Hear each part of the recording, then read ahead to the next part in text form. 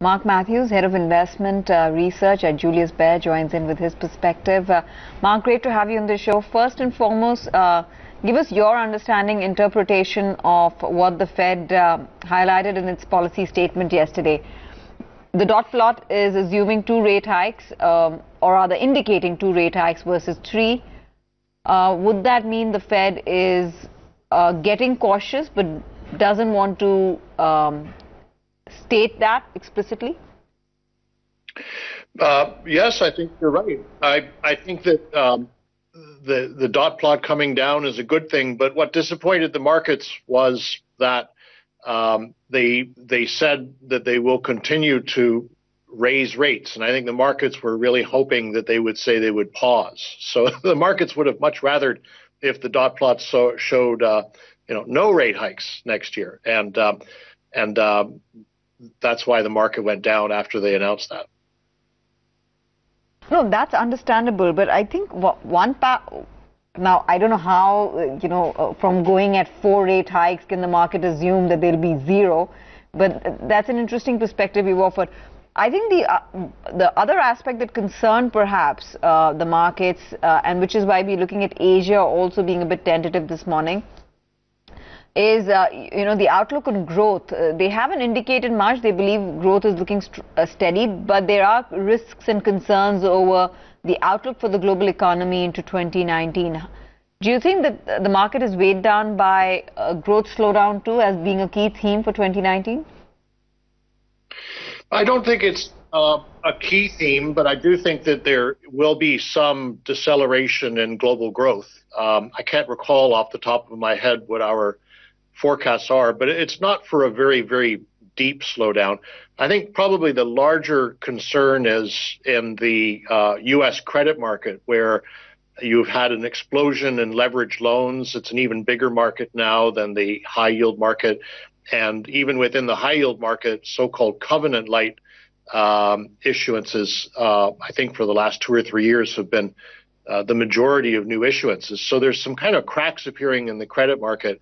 And I would say that's the greater concern than a deceleration in economic growth. But of course, if there is a deceleration in economic growth, even if it's mild, some of the very weak companies that have borrowed money through the high yield market or through the leveraged loan market could start defaulting, and then that could lead to problems.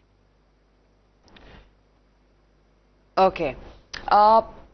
How long-lasting then, Mark, do you believe that this impact on equity markets across the globe is going to be? Because while India is in a pool of its own, rest of the markets definitely have not taken it too well after the Fed meet. Yes, I don't know the answer. Either this is a correction and we're an inch from the bottom, or it's a bear market. And if it's a bear market, I'd say we're probably about halfway through, because the S&P from its high is down, something like a good over 10% now. It must be closer to maybe 15. A lot of these big stocks in the U.S., the big technology stocks, are down over 30% from their highs of just a few months ago.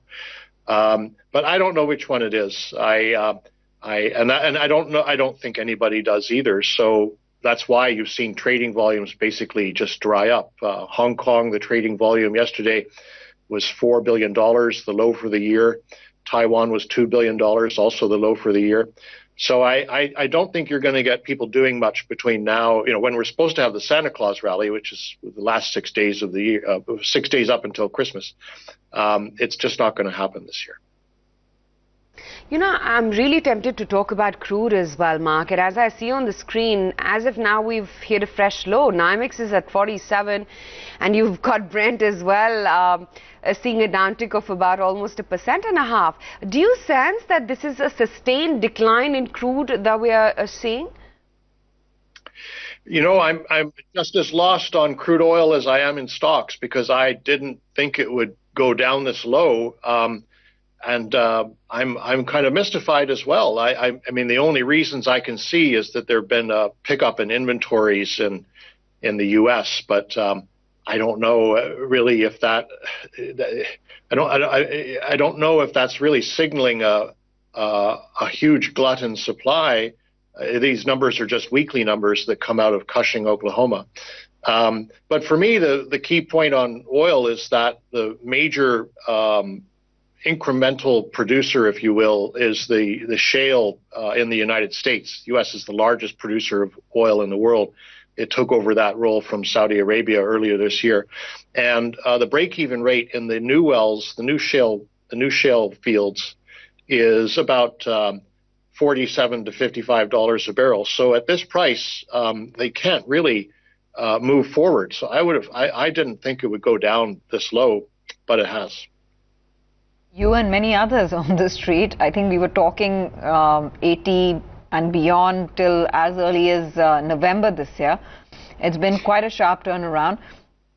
And that brings me to my next question, which is essentially, are we revisiting the demand destruction theme for oil into 2019 as we did in the early part of 2016? Because this is almost like a deja vu moment. Again, it was the same case of U.S. supplies edging up, there being talks about demand slowdown and, deceleration in the world economy. My only concern is, could we be headed that way? Yeah, I agree, but I don't see the sign of I don't see the demand destruction sign that would merit such a huge fall in the oil price. To me, if you rewind the clock, the major reason the oil price fell, at least the first part of it, was when the Americans wavered the export ban on Iranian oil to 8 major economies, including India. And so all of a sudden, the Iranian oil could come back to the international market. But the recent move down, I must admit, I'm flummoxed by it. I don't see in the numbers, a global recession. No. So I don't know why oil's going down as much as it is. But a significant, you've answered this question earlier as well. So not like getting into degrowth, but growth slowing down at a time when we've not even seen the peak level sustained for very long, could be something that the markets may be disappointed with. Well, right now the markets are very jittery. So this is the big concern, is that the earnings season in the U.S. has to really surprise to the upside, but all the recent results we've got out of American companies actually can be kind of disappointing, and their guidance has been disappointing too. So any bad news in this kind of market will take the market further down. Mark, tempted to talk about where does India lie amongst all of this? Because, time and again of late we've seen, of course, crude could be a major factor here. We've seen that, India is completely decoupled and isolated from what the globe may be doing. Even this morning, we've fallen a lot less than US or, for that matter, all of Asia. Do you sense this outperformance is here to stay? Or do you think that, once Jan comes and you've got the earnings, that'll be the true litmus test? The good news for India is the market already did fall quite a lot this year, especially in dollar terms, because the rupee's gone down so much. And the second piece of good news is that the oil price has collapsed. So those are two strong factors in India's favor. I would say, if you wanted to add on to it, the recent change in the governor of the RBI, the market is taking that as a positive because they think the new governor will be more accommodating going into the election. So those are all, I guess, positives, if you will. I still look at the earnings forecast for next year, and I remember how at the beginning of this year, the consensus was looking for growth in the high teens or even the low 20s. And of course, it's been nowhere near like that. So I think that the earnings forecasts for next year are probably too optimistic, like they were this year. And I think that consumer sentiment's still pretty weak. And I don't think foreign investors are going to buy the market before the general election. So if the U.S. continues to go down at this rate, yes, I believe India will outperform, but I don't think that means it'll go up in absolute terms. In fact, if you look back in history over 30 years, if you go back to 1988, thereabouts, anytime the S&P drops more than 3 or 4% it's very difficult for the emerging markets to go up. They could outperform, but they will still be down in absolute terms. I think that's a fair point. Mark, I would have loved to talk to you more regarding your view on India and investment opportunities here, but we've completely run out of time. And today, of course, the bigger story is the impact that global markets are having, the US markets are having across the region. Thanks very much.